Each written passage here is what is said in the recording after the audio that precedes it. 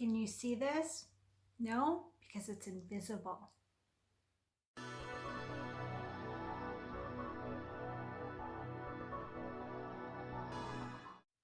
Hey Kimberbell friends, Kristen Som here, and we are working on completing our vintage boardwalk quilt. So today we are going to use this backing fabric. So you can get it in white. I think there was a gray. I think there was a really pretty mint one. I chose the navy, and it's just a bunch of bikes, really pretty bikes, and they go along with the embroidery designs that we did. So very cute. So for this, we are going to start on putting our backing on, and for our backing fabric, you need 2 2/3 yards of this fabric. And so we're going to do most of this tutorial in photos with text, giving you some information, some tips and tricks, but a couple to start with. So what I do is I lay out my whole backing fabric, put my quilt on top, and then I start pinning every single block, every block. And the reason I do that is because after I stitch in the ditch around each block, then I take that pin out, and I know I've done that one, because you don't want to be lifting up your quilt and checking, did I do this block, did I do that block? So I go all the way around each block, and then I take out the pin so I know which ones are done. So the other thing, another tip, is that you want to start from the middle. You want to start from the middle block and work your way out. All right, so that's another tip. Get some good pins. So these are, I think they were from Dritz. I'll add a link in the video description. So at the bottom of the video, I always add a lot of links of quilting designs and information and what we're going to work on next. And so I will add in the video description information on the pins that I use. These are really strong, and you can see that they're angled, and so they're really easy to work with and just strong. So I started by buying these colored pins because I thought they were so cool and it would help me to remember which ones I've done. And the things were horrible. They didn't hold the fabric. They didn't get through. Oh my gosh, they were not sharp enough to get through. So these suckers are very sharp. They work really well. You want good pins. So I invested in a few sets of these pins in a few different sizes, because you want them on each block. So there's some small border blocks and then the bigger blocks. So get some good pins. The other thing is that we are going to use invisible thread. Have you seen invisible thread? I think it's got an official name. I don't remember, mono something. I don't remember, but anyway, invisible thread. So I have tried a few different brands. I haven't tried this one, but I bought this one and didn't realize it's this huge spool. But I've tried a few and they all work fine. I don't personally like the ones that are more like fishing wire, because they're a little bit too intense. I don't know. So these work well for me. This is Gooderman, if I recall. I will put some links to some of the ones that I've used and liked, but they all work pretty well. So one thing I heard, and I don't know how true this is, but my machine shop told me that you should not use your threader, you know, your threader that you push and it comes down and automatically threads for you.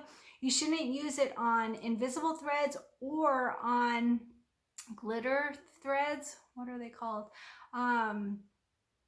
Drawing a blank on the name of the threads, but the ones that we use that get bunched up a lot, they don't work all that well sometimes. So for those, you want a stand. So I have a stand behind my machine so that it gives it a lot of room to be able to unravel and get untwisted.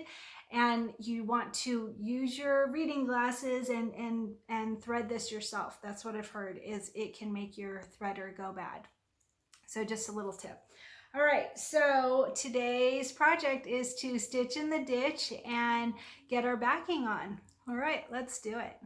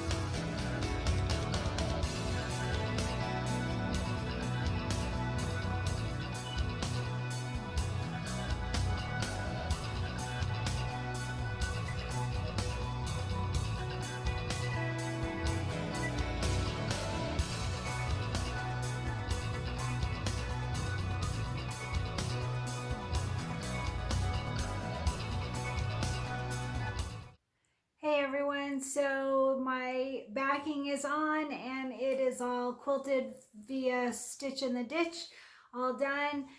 One other tip that I get asked a lot is, do I add batting to the backing before I put the backing on? And I don't. You certainly can, but my thought process is that this decorative quilt will hang on a wall. So I don't use it for warmth. I don't use it for when guests come over for the guest bed. It hangs on a wall. So you certainly can add batting if you choose, but to me, it just is more bulk to try and fit through the throat of that machine when you're doing the stitch in the ditch. So I don't bother. And this was a lot easier than I remember for some reason. So don't be afraid of stitch in the ditch. It's actually quite easy. And I gave you some tips early on as far as starting from the middle and using the pins and all of that. So now it's time to, what do you know? We are going to do the binding, and actually the binding is my least favorite part. So we'll do that in the next video.